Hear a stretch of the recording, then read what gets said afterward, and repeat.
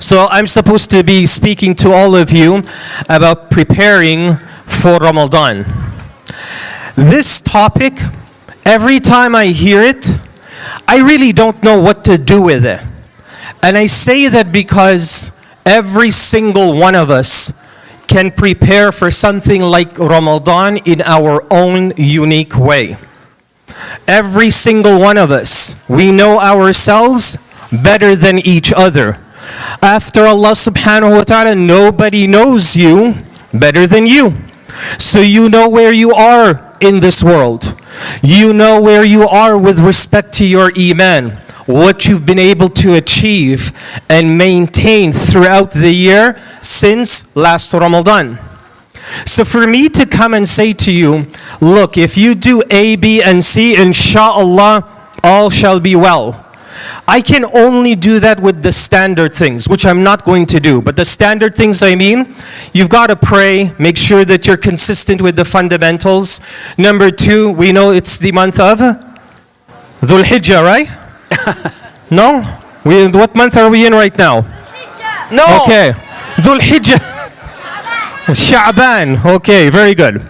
So we're in the month of Sha'ban. We know it's an important month as well. We know that this is the month where you practice fasting. The Prophet ﷺ would fast the most in this month outside of Ramadan throughout the year. We all know this. Here's the thing. If I'm going to talk to you about preparing for something like Ramadan, there's a couple of things that I want you and I to think about. The result of this is going to be up to you. It's going to be where Allah takes you. I'm going to share with you at least 4 or 5 things. And then after that, you have to internalize what they mean to you. Everybody with me? Yallah. So Bismillah. Number 1. The first thing that you have to do right now in order to be as best prepared for Ramadan as possible is think back of last year's Ramadan. Think back of your Ramadan last year. What was it like? How'd you start the month? And when you started, what kind of energy and thirst and enthusiasm you had in the beginning of the month? How long were you able to maintain that? Were you consistent throughout the month, or were you like many Muslims that sort of go into a drought somewhere in the middle of Ramadan and then climb out of it as we get towards the end? Were you on that pace? Did you, and this is probably the most extreme picture, is did you just lose Ramadan altogether? When you think back, you're like from day one till the very end, my goodness, I should have. You know, I'll always say, whenever you think back of the things you should have done and you feel remorse and regret, that's actually a good sign. It's a good sign you still have some guilt in you. It's a good sign that you still feel bad of your shortcomings. It's a good sign you're paying attention to yourself. But now that's not enough. You have to start doing the work. So when you look at last year's picture and the video that you created of your life in Ramadan last year, I want you to take that spiritual video of how you experienced Ramadan then and now start to review and look at that video again. And start to think about, well, how did I start last year? Did I come for the first Taraweeh and the second Taraweeh? You want to go with the same mindset. But then after maybe 5 or 10 nights, you started to slip, that's where you start. So you say to yourself, okay, I know that I'll be good more than likely because I've done it before, the first week of Ramadan. But when that second week hit, inshallah, this year, second week, I got you. I'm going to have my eyes on you. My heart's going to be focused more to make sure I get through that second week. So you start to concentrate on all the weak points of last year's Ramadan. You see, I can't tell you that. Like Sheikh can't tell you where these things are because you know your life.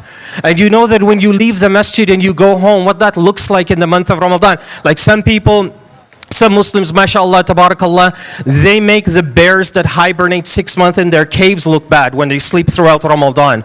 Like they'll sleep throughout the entire day, wake up just before iftar, and that's their cycle. That's literally their cycle. I know some brothers that actually take the whole month off from work, so they're literally by themselves at home for the entire month. But the problem, the tragedy behind that is they lose the time. They don't make use of it. You have to know what your time looks like, what last year's Ramadan was, and where the weak points are, and you need to start from there. So that's the first point. Number two. Here's where we want to start to get into some of the nitty-gritty things. Now follow me. When you think about all the prophets and messengers and pious men and women, okay? So let's say, for example, Asiya radiallahu anha. We all know who Asiya radiallahu anha is, right? Her legacy speaks for itself. And all of the trials and hardships that Asiya radiallahu anha had to endure just to hold on to her faith. Like, she was literally tortured and humiliated publicly by her husband, which, by the way, she never ever refers to him by "this is my husband." You notice that? She'll never use the title husband and refer to her for husband. She'll always refer to him as Fir'aun, which shows you the minimal, if any, respect that she had for him. She pretty much had none, because why? We all know who Fir'aun was. Now, here's the point. When you think about Asiya radiallahu anha, what do you think about? You think about this incredible individual, this figure of not only Islamic history, but the history of mankind. You think that she's going to be one of the leaders of women in Jannah. You think about all the hardships and how she coped with that, how Allah Azza wa Jal protected her. She had this personal relationship with Allah. She asked Allah, build me a mansion in Jannah, but she didn't just say anywhere in Jannah. You know, some Muslims, they'll say to me, like, when I say to them, ask Allah for Jannatul Firdaus, right? Just like the Prophet ﷺ told us. Don't just ask for Jannah, but ask for Jannatul Firdaus al-A'la. Some Muslims, they say to me, you know, Brother Musleh, I'll be okay if I don't have a mansion. As a matter of fact, even if I'm a homeless person, Allah can throw me on the streets in Jannah and I'll be content with that. So as long as I'm hopeless, I mean, Jannah is all good. You're missing the point. You're trying to aim high, because Allah subhanahu wa ta'ala wants to give us these gifts, wants us to be in a place where He will flourish us with all of these blessings and rewards. May Allah bless all of us with it. Allahumma ameen. So you think about Asiya radiallahu anha, you think about her incredible legacy, but rarely do you think about the pain and hardship and who she was married to. That's secondary. Now keep that frame of mind with you for a moment. Let's jump to another figure. Musa alayhi salam. Musa alayhi salam is one of my personal favorites, because this is the man who Allah tells him, اذهب إلى فرعون إنه طغى. Go to Fir'aun, he's a tyrant. Allah doesn't say to him, okay Musa, I want you to go and confront Fir'aun. So I'm going to give you an army. I'm going to give you all unlimited resources. I'm going to give you a support system like no other. The only thing Allah tells Musa alayhi salam is just go and confront him. Now remember, after the incident that happened, where he accidentally murdered someone or killed someone, right? We all know the story. There are wanted posters and campaigns. Musa is wanted. Musa is wanted all throughout Egypt. He goes away for a while, and eventually when he gets the command to return, he returns. Is there a good chance that all throughout Egypt everybody knows that Musa is wanted? There's a good chance, because remember, it's Fir'aun that wants him. Fir'aun is the most powerful man at that time, so he's going to make sure the word gets out.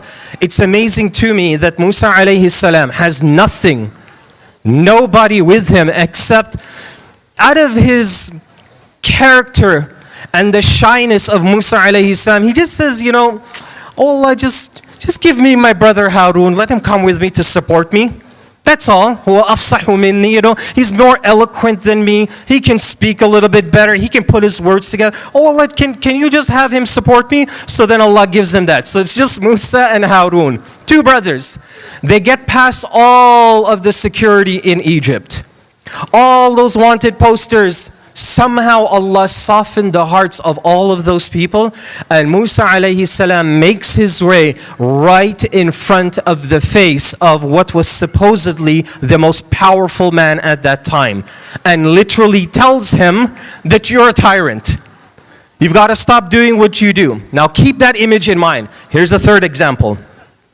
A third example is, of course, our Prophet alayhi salatu wassalam.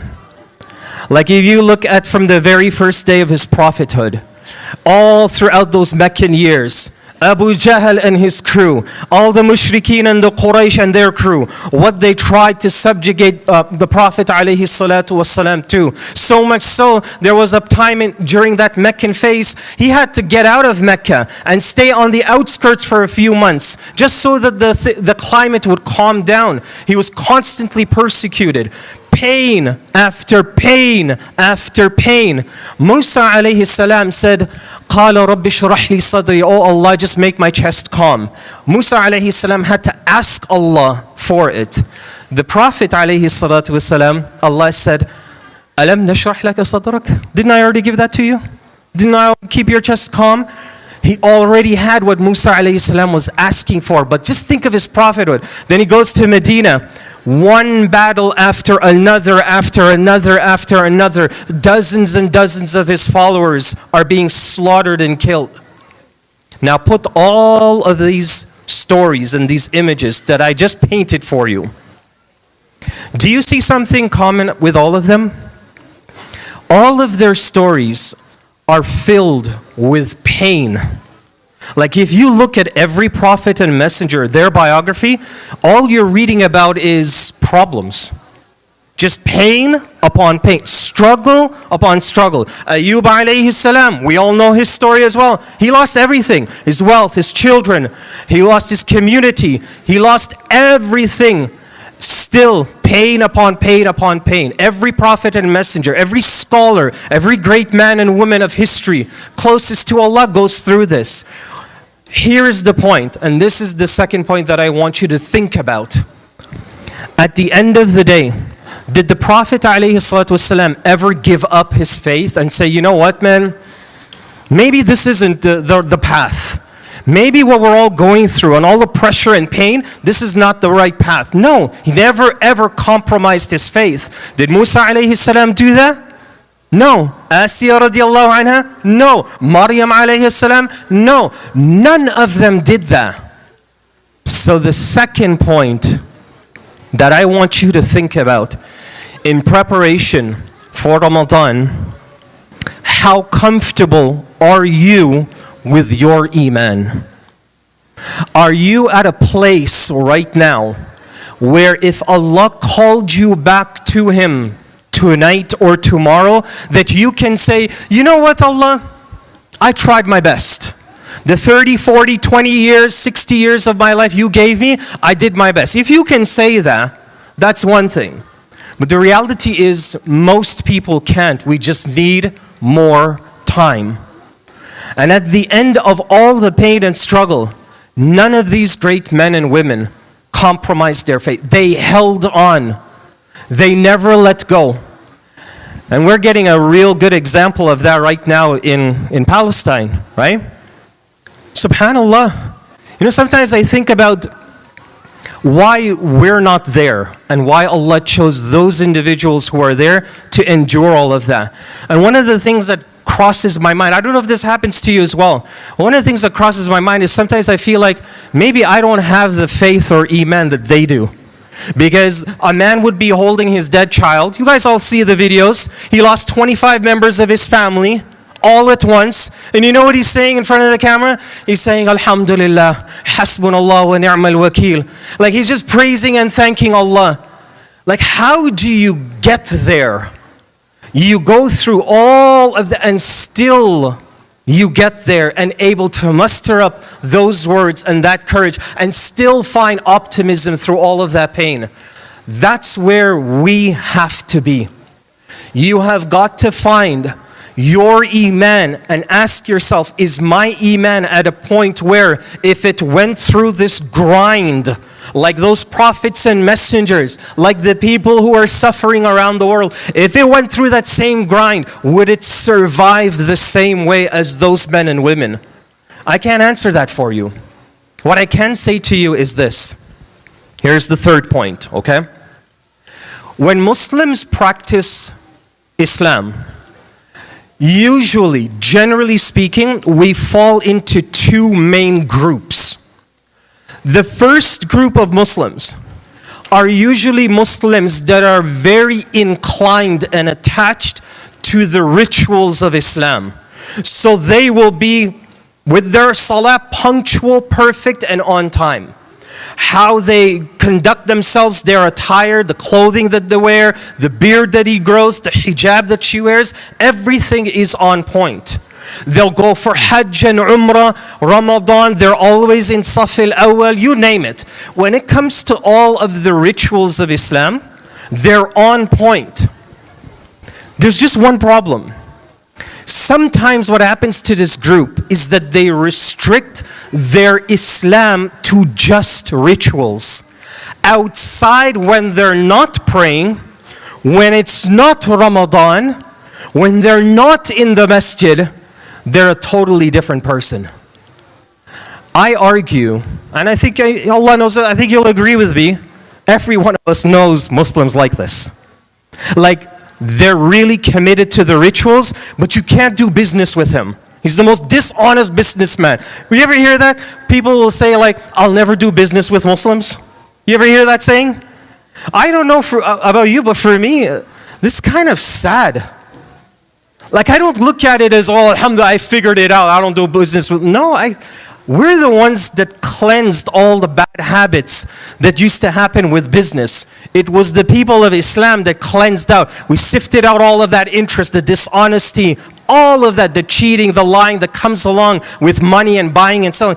We cleaned up all of that. Yet still the saying floats around as part of the Muslim culture. So this first group are amazing Muslims, but they're not exactly good people. Make sense? Second group.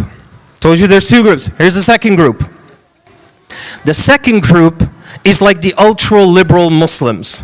This is the group now, they're not here at the masjid. They're not going to be volunteering. You're not going to see them going for Hajj and Umrah. You're not going to see any of that. But subhanAllah, you can trust them. You can give them the keys to your house and say, look, I got to travel for 2 weeks. I'll be back. Can you take care of my home? Done. You can go to sleep at night. You can do business with them. You can trust them. They're kind. They're gentle. They're polite. They're just good people.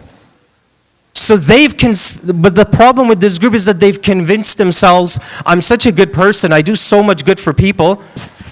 Why do I have to go and pray every single day? Like, why do I have to put myself through that routine? I have a good heart. I don't hate people. I don't have racism or discrimination for anybody. So this group is the other extreme. They are good people struggling to be good Muslims. Here's number 3 that I want to share with you of something to think about in Ramadan. It is mind-boggling how many Muslims unconsciously, without thinking, fall in either one or the other of these two categories. Think about it. Just take a moment and think about it. I'll give you a clean, simple example that kind of gives you an insight. Whoa, maybe one of these categories is really true. Look at how Muslims come out of parking lots on Jumu'ah Day. Look at how Muslims generally stand up in line for food. Like, we have to get police escort to force us to follow the law and wait for traffic, wait for our turn, and get into that system. Like, it has to be enforced on us. So you have these two extreme opposites. My point behind painting that image for you is Islam wants and expects us to be both. You have to be a good Muslim, perfect the rituals of Islam, but you also have to be a good person. You got to be a good husband. You got to be a good wife. You got to be good kids. You've got to strive to do the right thing when you're not in the masjid. It has to continue out there as well. Like you've got to overall be a complete person as well as a Muslim. So I'm leaving you with that as well. Think about where are you with these two extreme groups. And if you say to yourself, I lean more towards one, stop right there and say to yourself, no, I have to have the balance of both. So this is the third one. Fourth and the final one, and I'm done. The fourth and the final one, and I'm done. This is more or less for all of the youngsters here, mashallah. Sheikh, you really, mashallah. Is it like this every week with all of these young people? MashaAllah. Say mashallah. MashaAllah. Yeah. Alhamdulillah, man. Let me tell you guys, young people, these moments that you come and you listen to imams or sheikhs and you have the sheikh here amongst you, giving you advice and guidance every day, there will come a time, if you don't see it now, I promise you, the adults will tell you this. These moments will be the best moments of your life. Somewhere down the line, inshallah, when you have your own family and your own kids, you know what you're going to end up doing? For all the kids that say, you know, my parents are so strict, every little thing, oh my God, is always just nagging on me. I promise you, when you have your own kids, you're going to be way more strict with them than they are with you. Because you're going to know all the tricks that you used to get through with your family. You're like, yeah, son, you think you're going to get me? I invented that. That's what you're going to tell your kids. So pay attention to this last point. There's a concept in the Quran, and it's called, or a group, it's called Al-Bab. Al-Bab. So one example of that is an ayah at the end of Surah Ali Imran, إِنَّ فِي خَلْقِ السَّمَاوَاتِ وَالْأَرْضِ وَاخْتِلَافِ اللَّيْلِ وَالنَّهَارِ لَآيَاتٍ لِأُولِي الْأَلْبَابِ. Okay? Al-Bab is a special group of people, believers. Al-Bab comes from the word lubbun. Now pay attention to this. Lubbun is someone like a رَجُلٌ بِعَقْلٍ صَالِحٍ. It's like somebody who has a clean and pure mindset. What does that mean? This, I probably think, is the most important point that I would leave you with, is that you want to strive to be amongst the people of Al-Bab. Young people, listen, this especially goes to you. Why? Because all the entertainment industry out there, all the things that distract you and keep you busy from your priorities, from doing the things that are important. You know, Sheikh, I always say, in 2024, all the mothers and fathers here and the grandparents, you remember growing up when your parents told you to do something, you just like, سَمِعْنَا وَأَطَعْنَا. You don't ask, why should I do that, Dad? Do you know how I feel? Do you know what day it is? I just finished so much of homework. And you're going to ask, you didn't do that when you were young. When your parents told you to do something, you just did it. Now, teaching young people to respect the parents, and even if they don't see the wisdom in their approach, but at least respect it, is one of the hardest things to teach young people. It's one of the hardest things to teach them now. It literally took a complete shift. But one thing that would help that process is you've got to sift out all of the useless information, the garbage that we hear and we listen to on a daily basis. That is your biggest distraction, especially in the month of Ramadan. You'll see it more in Ramadan than any other time of the year. Why? There's no shaitan. It's just you and Allah. All the Muslims are fasting. All the masajids are full. So you're going to see, my goodness, if I wasn't here, what in the world was I doing? What in the world was I watching? I was listening to, the people I was with, all these hours that went by day after day. Anybody here watch basketball? Inna lillahi wa inna ilayhi raji'un. You know, back when Raptors were a thing, now we pray janazah over the Raptor. Khalas, it's done, right? But back then, we used to have to remind the youth about sitting 4 and 5 hours simply watching a game, to just pause and really think. Just think about what you're doing. 4 hours, you're just sitting there staring at a game. It doesn't matter if there's no salah in it. I'm not saying to you that it's haram. I'm just saying to you to pause and be conscious for a second. And just think about, like, is this really worth my time? Maybe once in a while, fine, I'll let it go. But you have got to figure out the points of your daily life where your mind is so preoccupied with useless information and useless things. And you try to sift all of that out. That's what the people of Al-Bab do. And one last thing, I'll tell you how the ayah helps us to do that, and I'll leave it with you, inshallah. The ayah that I mentioned to you is the ayah of Surah Ali Imran. It's the beginning of the parting message of Allah subhanahu wa ta'ala in Surah Ali Imran. This section is really special, and it starts off where Allah says, إِنَّ فِي خَلْقِ السَّمَاوَاتِ وَالْأَرْضِ. Indeed, within the heavens and earth. إِنَّ فِي خَلْقِ السَّمَاوَاتِ وَالْأَرْضِ لَآيَاتٍ لِأُولِي الْأَلْبَابِ. They are all ayat for the people of Al-Bab. What does that mean? Here's what it means. Here's what it means. You ever find yourself sometimes, like if you look up into the sky, especially just before Maghrib time, do you see how beautiful the sky and the horizon looks? It starts to change color, it gets a little red and a little purplish. It's beautiful, right? And you'll be talking about, MashaAllah. You know, you might be with some friends or family, you're looking at the sky, and you're like, MashaAllah, man, look how beautiful this is. Wow. But the person beside you is like, what are you looking at? It's just the sky. I see Emirates Air flying by. What are you looking at? You see Allah's ayat. But the other person only sees an airplane. They only see clouds. Do you see the difference? Another example of this is that if you look at a beautiful plant or tree or animal and you're saying, wow, subhanAllah, look at the detail. Look at how meticulous Allah designed every single leaf. We know when we used to have those snowfalls, those storms, every single snowflake in its own unique shape and design. Did you know that? Every single snowflake, there's no such thing as two snowflakes are identical. Why would Allah do that? Why would Allah do that? For one person, it's just snow, it's cold, I'm getting wet, it's annoying. But to the believer, the people of Al-Bab, they look at each snowflake and now all the snowflakes are giving khutbahs to him. All the beautiful trees and plants are now adhkar. They're reminding you of Allah. Now when you look up at the sky, you don't see just the sky. You know what you see? إِنَّ فِي خَلْقِ السَّمَاوَاتِ وَالْأَرْضِ وَاخْتِلَافِ اللَّيْلِ وَالنَّهَارِ. You start seeing ayat of Allah. That's where you want to be.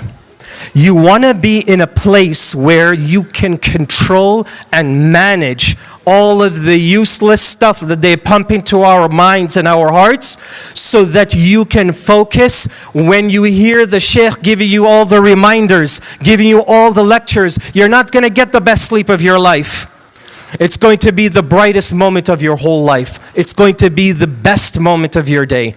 Why? Because you're working on your heart and your mind. You're sifting all of that garbage out. That's the challenge, especially for young people, because they are in particular the target for the whole entertainment industry. It's to get us young students really busy. Just waste your time as much as possible. If you can do that, it'll lead to other distractions. It'll lead to other problems, and so on and so forth. So I leave you with these few points to just think about. Again, I did not come with the intention of telling you do A, B, and C, and inshallah Ramadan's going to be totally awesome. Because guess what? I still have to figure out how I'm preparing for Ramadan. Like, I still think about what exactly I want to do and how I want to do it. We all do. But remember, you have to make that choice to change. No matter how many talks, no matter how many lectures, no matter how many conferences, no matter how many halaqas. إِنَّ اللَّهَ لَا يُغَيِّرُ مَا بِقَوْمٍ حَتَّى يُغَيِّرُوا مَا بِأَنفُسِهِمْ. Allah will never change the state of a nation or people until they do what? Till they initiate change with themselves. If you don't want it and you don't desire it, then you'll never receive it, no matter how much of it is available to you. You'll never receive it. So let's strive our best, insha'Allah ta'ala. Make that renewed intention now if you haven't done so already. I want Ramadan, and I want everything that Ramadan offers, because ultimately what I want to do is I want to live my life where I can comfortably say, insha'Allah ta'ala, when I meet my Creator, I can say to Him, Ya Rabb, I really tried my best in this world. The time that you gave me, every day of my life, I did my best. My sins and weaknesses are a reflection of my sins and my own weakness. But I tried my best with you, Ya Rabb. Where you allowed me to live, and the things you allowed me to be exposed to listen to see, to be a part of, some of it was good, some of it not so good.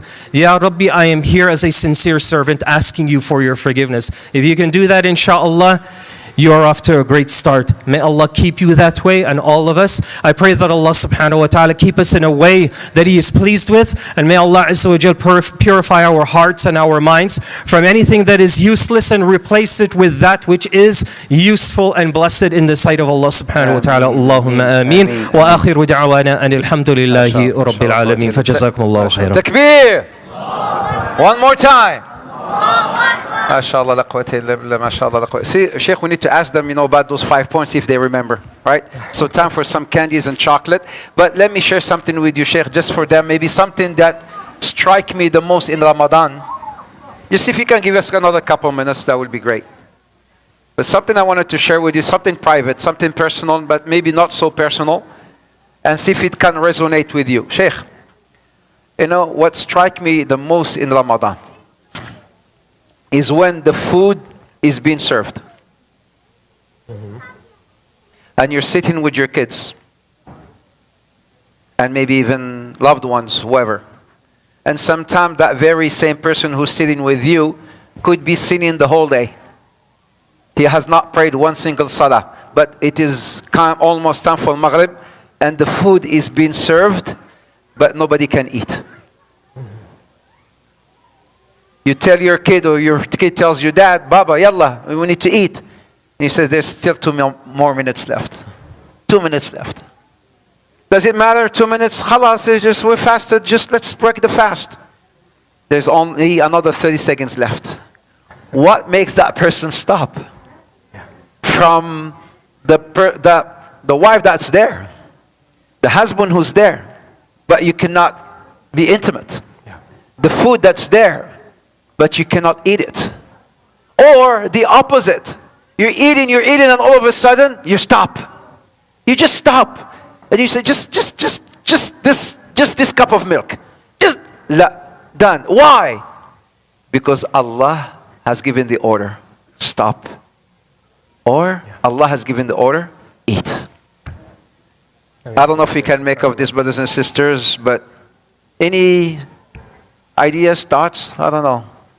But it just strikes me really like something that I can learn from Ramadan. There's so many, mashallah, amazing lessons, things that you have brought up I've never thought of, this awlul albab, the way you explained it, jazakallah khair. But, one secret, one of asrar as-siyam or asrar Ramadan, it is only Allah who decides, Allah who makes the call. It is not your nafs. You're teaching your nafs, your ego, yourself, la, I'm in control. When Allah says do, I will. When Allah says stop, I will. Sheikh, please ask them about those 5 points and see if they remember them. Oh my gosh, let me see if I remember them, Sheikh. Yallah. Before we do that, Sheikh, about this whole idea of, you're sitting there and you're keeping yourself together before to have the iftar and break the fast. It reminds me of something that a lot of Muslims tend to do, especially in Ramadan. You ever see that label that we give sometimes? We call them the Ramadan group or the Ramadan Muslims. Listen, it's not a polite thing to say. Like if you hear it, try to address it and correct it. Don't say that. Reason why is very simple. You don't know and I don't know when somebody's hidayah and guidance is being given to them. We don't know. Somebody may be walking into the masjid for the first time, but that could be the beginning of the rest of their life. And I always love to use the example of Umar ibn al-Khattab radiallahu anhu. He tried to kill the Prophet alayhi salatu wasalam before he became Muslim, right? Where is Umar buried today? don't ever judge anybody because you have no idea what their tomorrow looks like. Umar radiallahu anh is buried beside the man every single one of us would wish to be buried beside. So be careful. When you see your fellow brother or sister there first time, look a little foreign, can't really understand what to do, Allah put them beside you. Maybe you can provide a little bit of advice and guidance. So take that with you, inshallah. But in terms of the first point, what were the two categories, youngsters, that we say Muslims usually fall into when they're practicing Islam? So we'll start here, and then we'll go next one here. Okay. So let's start here. You go first. You sir, you are the, mashallah, the hakam. Okay. Yalla. Okay. Go ahead, young lady. Yeah. He mentioned 5 points he said to remember. So the first point, what was the first? Well, let's go with the first point and let's see if she remembers the number one. Yeah. What the first point was. Yeah. You were on the right track, huh? Yes, you were on the right track. Go. كملي. Okay. So we mentioned sometimes the first group is a good person struggling to be a good Muslim. Second one was the complete opposite, right? So that's correct. So, Sheikh, what do we do? Do we give them a Bismillah of course, or? Yeah, right there. Oh, there. Because her brother just took it for her, so I give her one more. MashaAllah, tabarakallah. Yalla. Wonderful. Or here. Okay, youngsters. Point number 2. Point number 2. Does anybody, and you don't have to really say it in order because I kind of just gave them randomly. Aywa. What was the second point that we mentioned in terms of things that you should think about? I saw your hand up first, so what is, yes, you're right there. Yes, go ahead.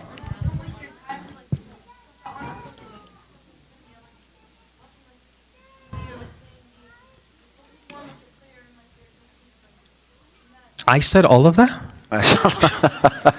Or is this your khutbah, mashallah? You're on the right track, but what I really want is just 1 or 2 words. You're on the right track. What do you think, Sheikh? Should we accept it or let's go? We'll go, but I know that guy because I know his dad. Okay. Yeah.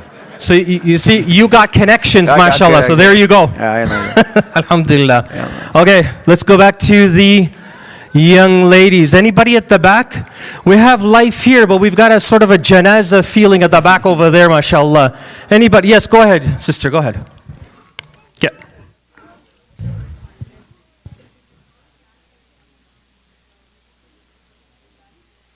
Very good. Very good. So, young sister says, one of the things that we mention is you think back of which Ramadan, your very first or last year's Ramadan. And you try your best to review how life was during that Ramadan. And that's how you can start to pinpoint all of the weaknesses and areas you need to improve on. So very good. Inshallah. Sheikh, you have better aim than I do. I might hit my wife in the eye somewhere. Wherever it goes, Bismillah. You see the way it just went. MashaAllah, tabarakallah. Okay, one more point, let's go. Young man, I see you there, right in the center. Yes, you. Go ahead. All the prophets went through pain. Yes. Just that's it, period? Add something more. What did they do to go through that pain? How did they remain strong? What did they have? Did they have lots of money? Lots of power? What's that? Good. Very good. They had belief in Allah. They had their iman. Excellent. So there you go. There you go. Okay. Let's mix this up a little bit. Okay. How about you, young lady?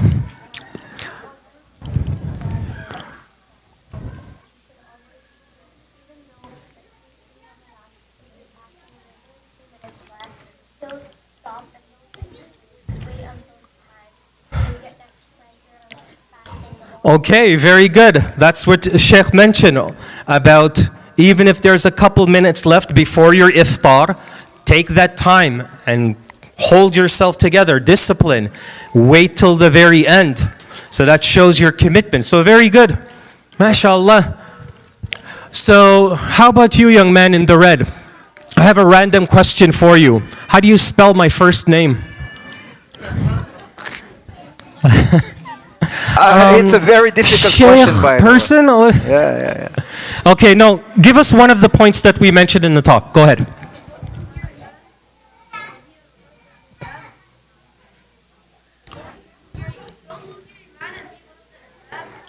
Okay, so don't lose your iman, but be amongst or one of the albab.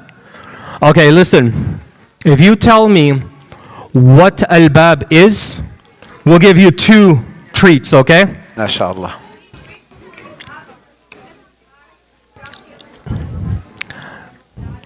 Albab looks at the sky? Is that what you said? Tell me just what you remember. What is albab? Who are these people?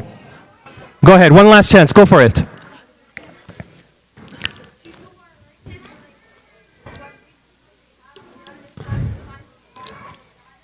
What do you think, Sheikh?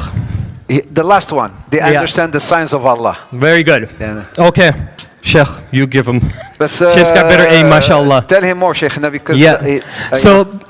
So young man, what we really want to get to is people who can reflect, think about when they see the signs of Allah all around them. They can see it. To one person, when they look at a tree, they think about the environment. They think about agriculture. They think about those caterpillars that go and crawl up at all those trees in the summertime at the park. But for the believer who constantly works to focus and see the beauty in Allah's creation, they don't see just a tree. Their heart sees a sign of Allah subhanahu wa ta'ala's creation. What Allah can do, the beauty, how Allah sustains the life in this tree. All of those things they see. Those are the people of Al-Bab. Okay, one more from the sisters. Yes, you young lady. Anything that you remember that we've talked about? Go ahead.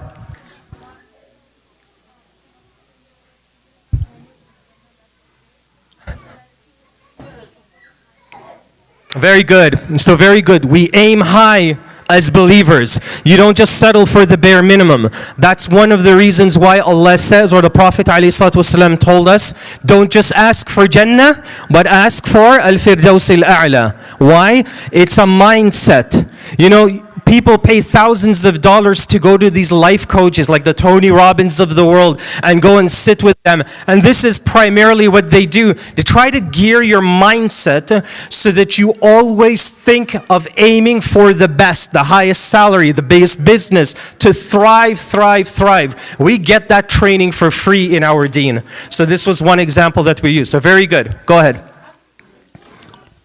Okay. MashaAllah. Shall we continue, Sheikh?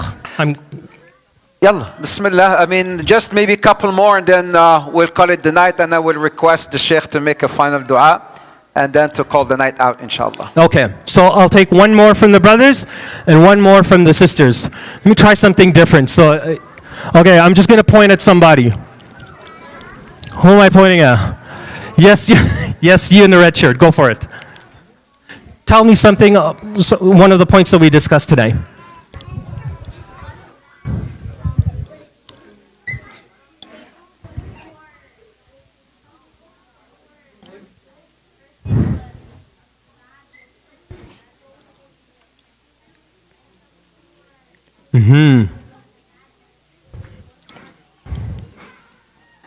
Okay, so mashallah, the same point that we mentioned earlier, of some people who strive to be good Muslims struggle to be good people, and those that are good people struggling to be good Muslims. Islam wants both.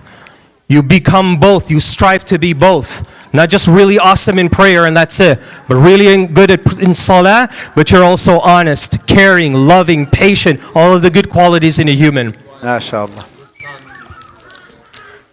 Say it again. Good father, excellent. Good father, good son, overall good person. Yeah, absolutely. Okay, one last person with the sisters. I'm just going to randomly point. Go ahead, sister. Yes.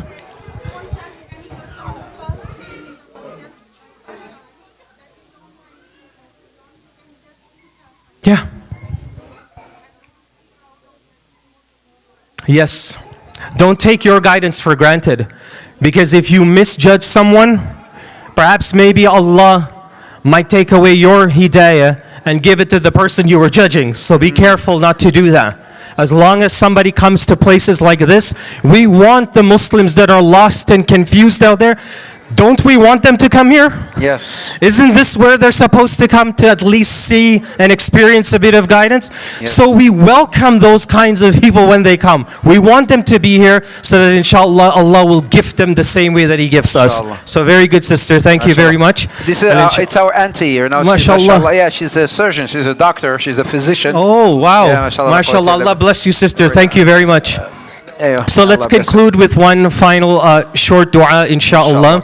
I like to do, because I'm assuming we are primarily an English-speaking audience, so make dua with me when we ask Allah subhanahu wa ta'ala to count us from amongst the righteous. Ameen. May Allah Azza wa Jal preserve and protect our sons and daughters. Ameen. Preserve and protect the message of the Quran and Sunnah in their hearts and our hearts and in their lives and our lives. Da'iman abada, always and forever. May Allah subhanahu wa ta'ala give victory to our brothers and sisters in Palestine wa fi Gaza, insha'Allah ta'ala. And may Allah Azza wa Jal ease the pain and suffering of our brothers and sisters and fellow companions in humanity all across the world. May Allah Azza wa Jal ease their pain, give them strength, give them patience and resilience. Allow the pain that they go through in this world to be a source of reward and bliss and honor in the hereafter. Allahumma ameen. For our mothers and fathers, may Allah Azza wa Jal give you Jannah.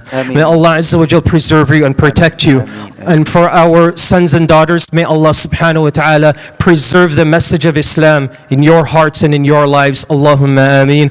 For our dear Shaykh, may Allah Azza wa Jal keep him healthy. And may Allah subhanahu wa ta'ala bless him with a long life.